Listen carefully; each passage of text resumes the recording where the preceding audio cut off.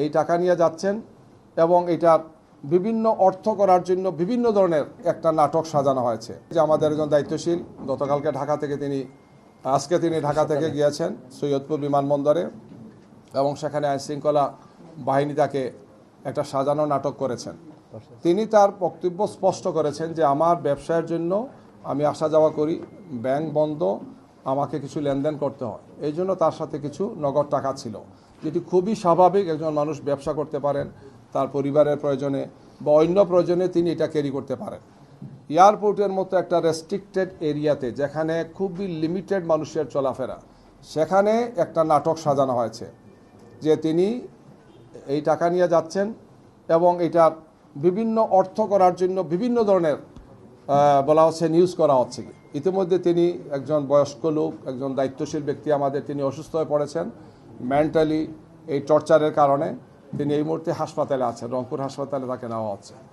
আমরা খুবই দৃঢ়তার সাথে বলতে চাই, বাংলাদেশ জামাত ইসলামী তার নীতি নির্ধারণ, তার কর্মপন্থা, তার কর্মসূচি এবং তার সাংগঠনিক কার্যক্রম পরিচালনা সব সময় স্বচ্ছতা এবং জবাবদিহিতার সাথে আমরা ভূমিকা পালন করে থাকি। জামাত ইসলামীর নেতৃবৃন্দকে, জামাত ইসলামীকে বিতর্কিত করার জন্য এই ধরনের অপপ্রয়াস অতীতে হয়েছে। গত 28 তারিখ আমিরে জামাত যখন কুষ্টিয়া থেকে সফর আরম্ভ করেন, আপনারা খেয়াল করেছেন, তখন মেহেরপুর জেলা আমিরের গাড়িতে অস্ত্র পাওয়া গিয়েছে এই মর্মে একটা নিউজ দেওয়া হলো। পরে দেখা গেল 1 ঘন্টার মাথায় সেটা হচ্ছে বাস ছিল, লাঠি ছিল অথবা এই ধরনের ছিল যেগুলা কাজের জন্য নেওয়া হচ্ছে, অর্থাৎ সেখানে স্টেজের কাজের জন্য নেওয়া হচ্ছে, শাবল নেওয়া হচ্ছে, কুদাল নেওয়া হচ্ছে। 1 ঘন্টার মধ্যে পরবর্তীতে তার গাড়ি দেখা গেল, তিনিও গাড়িতে নেই, তার নির্বাচনী কাজে ব্যবহৃত গাড়িতে এই জিনিসগুলো ছিল, কিন্তু বলা হলো যে অস্ত্র তিনি বহন করছেন। এই ধরনের উদ্দেশ্য প্রণোদিতভাবে কিছু নিউজ তৈরি করে কিছু লোক আইনশৃঙ্খলা বাহিনীর একটা অংশের যোগসাজশে আমাদের ভাবমর্যাদাকে নষ্ট করার জন্য চেষ্টা করা হচ্ছে। এইভাবে আমাদের মনে হচ্ছে যে একদল লোক রাজনৈতিকভাবে জামাত ইসলামীকে মোকাবেলা করতে ব্যর্থ হয়। জনতার এই যে বিপুল প্রত্যাশা, বিপুল যে আলহামদুলিল্লাহ আগ্রহ আমাদের দিকে, এই জন্য একের পর এক এই সমস্ত ঘটনাগুলো তারা ঘটাচ্ছেন। গিয়ে নারী কর্মীরা আমাদের কাজ করতে গিয়ে বাধার সম্মুখীন হচ্ছেন, ফিজিক্যালি তাদেরকে ইনসাল্ট করা হচ্ছে, কাজ করতে দেওয়া হচ্ছে না, উল্টো আমাদের উপর নারীদের ব্যাপার বিভিন্ন কথা ছড়ানো হচ্ছে। এবং এই ধরনের সাজানো ঘটনাগুলো অত্যন্ত স্পষ্ট হয়ে যাচ্ছে।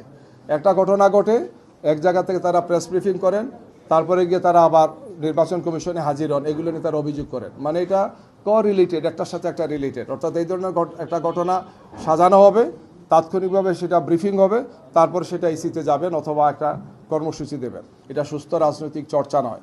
আমাদেরকে ফ্যাসিবাদ মুক্ত একটি বাংলাদেশে নতুন আমরা বাংলাদেশ করতে চাই। এই নির্বাচনটা খুবই গুরুত্বপূর্ণ।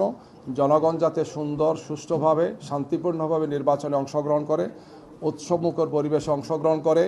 আমরা আহ্বান জানাবো যে দেশবাসী তাদের সবাইকে নিয়ে, আত্মীয় স্বজন সবাইকে নিয়ে যাতে, এবং কি তাদের সন্তানদেরকে নিয়েও যাতে এখানে যান। যেহেতু দীর্ঘ একটি সময় চলে গেছে, প্রায় 1.5 যুগ আমরা কোনো সুষ্ঠু নির্বাচন দেখিনি, সুতরাং আমাদের সন্তানদেরও এটা প্রত্যাশা আছে এই ধরনের একটি সুন্দর নির্বাচন দেখার। কে বা কারা এই সমস্ত কাজগুলো ঘটিয়ে নির্বাচনের পরিবেশকে বানচাল করার জন্য একটা অপপ্রয়াস চালাচ্ছেন। আমরা দেশবাসীকে আহ্বান করতে চাই যে আমরা অতীতেও স্বৈরাচার এবং ফ্যাসিবাদের বিরুদ্ধে আমরা ঐক্যবদ্ধ ছিলাম। সামনে যদি কেউ এই ধরনের ফ্যাসিবাদী আচরণ করে, বিভিন্ন ধরনের নাটক সাজিয়ে যদি নির্বাচনকে বানচাল করার চেষ্টা করা হয়, তাহলে জনগণ এটাকে ছাড় দেবে না।